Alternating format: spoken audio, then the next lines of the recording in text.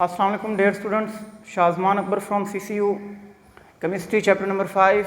आज का जो हमारा टॉपिक है वेपर प्रेशर ऑफ लिक्विड्स जो हैं वो किस तरीके से वेपर प्रेशर्स एक्सर्ट करते हैं, किस तरीके से वेपर प्रेशर उनमें बिल्डअप होता है, कैसे वो वेपर्स बनकर लिक्विड की सरफेस के ऊपर प्रेशर लगाते हैं।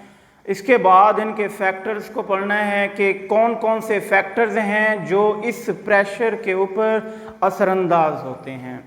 लॉन्ग के हवाले से बहुत ही इम्पोर्टेंट टॉपिक है और कई बार एग्ज़ाम में आ चुका है। अब हम बात करते हैं सबसे पहले इसकी डेफिनेशन की।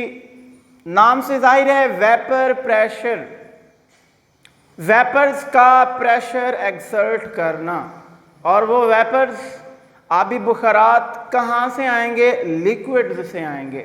फॉर एग्जाम्पल आप लोगों के सामने एक फ्लास्क है। फ्लास्क को हम क्या करते हैं? हीट करते हैं। फ्लास्क को जब हीट किया जाएगा तो इसमें मौजूद जो लिक्विड है उसके मॉलिक्यूल्स हीट गेन करेंगे।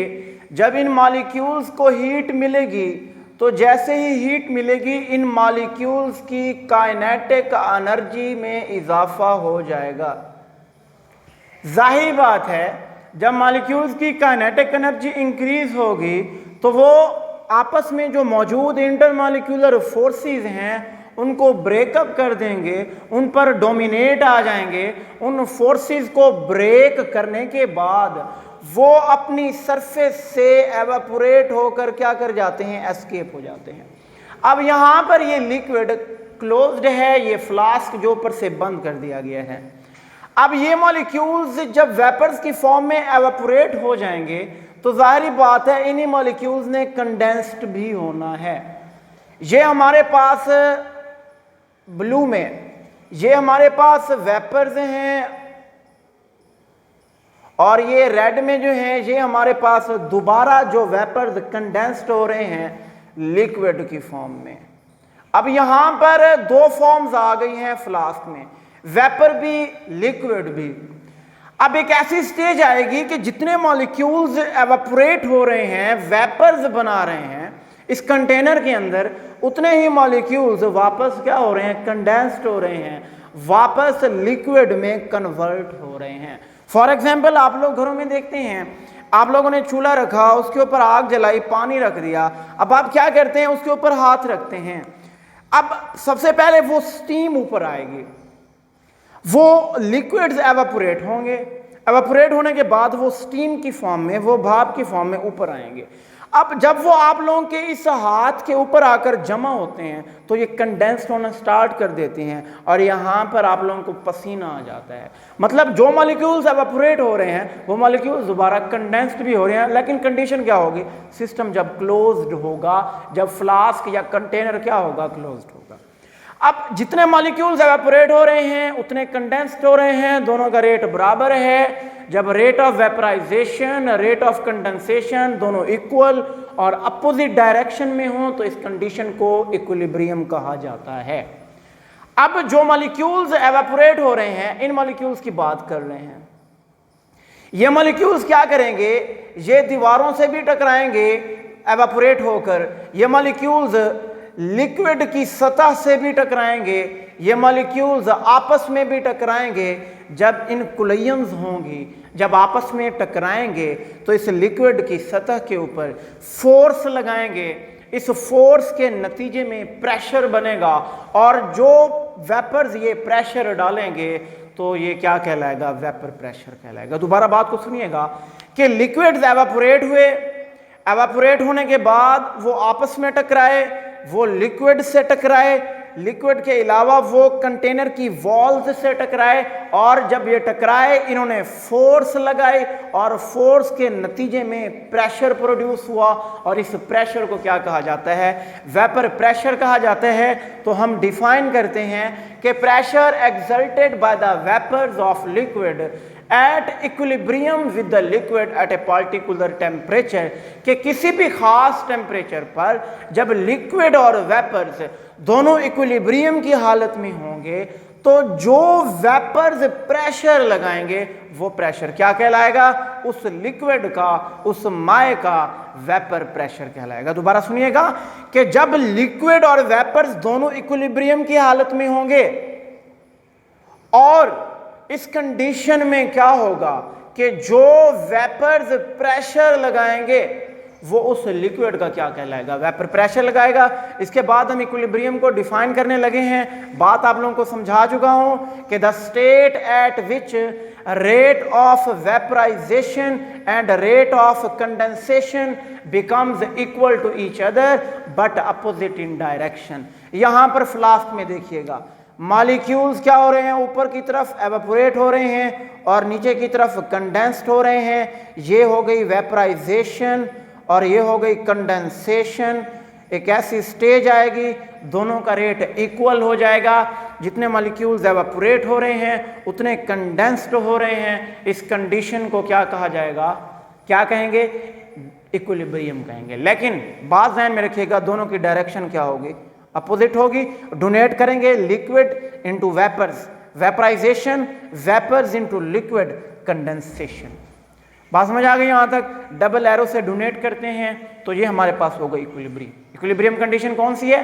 The rate at which, the condition at which, the stage eight which a rate of vaporization and a rate of condensation becomes equal to each other but opposite in direction। दोनों एक दूसरे के बराबर हैं लेकिन दोनों की सिमत क्या है? एक दूसरे के मुखालिफ है। डायरेक्शन क्या है? अपोजिट है। ये हमारे पास इक्विलिब्रियम हो गई। इसके बाद हमने डायनामिक इक्विलिब्रियम की बात करनी है कि डायनामिक इक्विलिब्रियम क्या है। अब हमारे पास इक्विलिब्रियम की कंडीशन अटेंड हो गई। यहां पर दो केसेस हैं, rate of condensation, rate of vaporisation और रेट ऑफ कंडेंसेशन। दोबारा सुनिएगा, ये हमारे पास मॉलिक्यूल्स एवापोरेट हो रहे हैं, रेट ऑफ वेपराइजेशन। ये मॉलिक्यूल्स कंडेंस्ड बैक दोबारा लिक्विड में कन्वर्ट हो रहे हैं, rate of condensation. Opposite direction है, दोनों एक दूसरे के बराबर हैं। अब डायनामिक का क्या मतलब है कि जब इस कंडीशन में रिएक्शन रुक जाता है, जब रिएक्शन क्या होगा? रुक जाएगा, तब तो डायनामिक इक्विलिब्रियम हासिल नहीं होगी। डायनामिक का मतलब क्या है? टू कंटिन्यू, कंटिन्यू रहना, जारी रहना, बरकरार रहना। तो जब कंडीशन इक्विलिब्रियम की, जब इक्विलिब्रियम की हालत पर रिएक्शन नहीं रुकेगा, रिएक्शन कंटिन्यू रहेगा, रेट ऑफ वेपराइजेशन और रेट ऑफ कंडेंसेशन एक दूसरे के अपोजिट इन डायरेक्शन लेकिन इक्वल होंगे। ये रिएक्शन कंटिन्यू रहेगा, नहीं रुकेगा। इस कंडीशन को डायनामिक इक्विलिब्रियम कहेंगे। और इसके लिए कंडीशन क्या है? दो सिस्टम होते हैं, एक होता है ओपन और एक होता है क्लोज्ड। ओपन सिस्टम में हमारे पास बीकर है, लिक्विड डाला, इसको हीट किया। जब हमने इस लिक्विड को हीट किया, मॉलिक्यूल्स ने काइनेटिक एनर्जी गेन की, इंटरमॉलिक्यूलर फोर्सेस को तोड़ दिया, तोड़ने के बाद सरफेस से एस्केप हो गए। जब ऊपर से सिस्टम क्लोज्ड नहीं है तो ये मॉलिक्यूल्स एवापोरेट होकर बाहर चले जाएंगे, फिजा में शामिल हो जाएंगे और ये दोबारा कंडेंस्ड बैक नहीं होंगे। और यहां पर रेट ऑफ वेपराइजेशन और रेट ऑफ कंडेंसेशन एक दूसरे के इक्वल नहीं होंगे और यहां पर इक्विलिब्रियम की हालत, डायनामिक इक्विलिब्रियम की हालत हासिल नहीं होगी, नॉट अचीव्ड। क्यों? क्योंकि सिस्टम ओपन है। जो मॉलिक्यूल्स एवापोरेट हो रहे हैं वो लिक्विड सरफेस को लीव कर जाएंगे। Leave the surface of liquid, leave the surface of liquid. इसके बरक्स हम क्लोज्ड सिस्टम को देखते हैं। हमने कंटेनर को किसी ढक्कन से क्लोज कर दिया है। अब हम क्या करते हैं? अब इनिशियली शुरू में देखिएगा, अब ऊपर से ये क्लोज्ड है, अब ये मॉलिक्यूल्स इस अपनी सरफेस को लीव नहीं कर सकते। यहां पर डायनामिक इक्विलिब्रियम अचीव होगी, लेकिन कैसे होगी? सुनिएगा, हीट दी, जब हम हीट देते हैं तो मॉलिक्यूल्स एवापोरेट करते हैं। शुरू में इनिशियल स्टेज में रेट ऑफ एवापोरेशन काफी हाई है, रेट ऑफ एवापोरेशन काफी हाई है। मैं एग्जांपल देता हूं, मिसाल के तौर पर फर्ज कर लें कितने मॉलिक्यूल्स हैं, 1 2 3 4 5 6, टोटल 6 मॉलिक्यूल्स हैं जो एवापोरेट हो रहे हैं और कंडेंसेशन होने वाले मॉलिक्यूल्स क्या हैं, 0 हैं, कोई नहीं है। ये इनिशियल स्टेज की बात की जा रही है। आहिस्ता आहिस्ता वक्त गुजरने के बाद दूसरी कंडीशन को देखें। अब यहां पर एवापोरेट होने वाले मॉलिक्यूल्स 1 2 3 4, कितने मॉलिक्यूल्स एवापोरेट हो रहे हैं, 4 हो रहे हैं।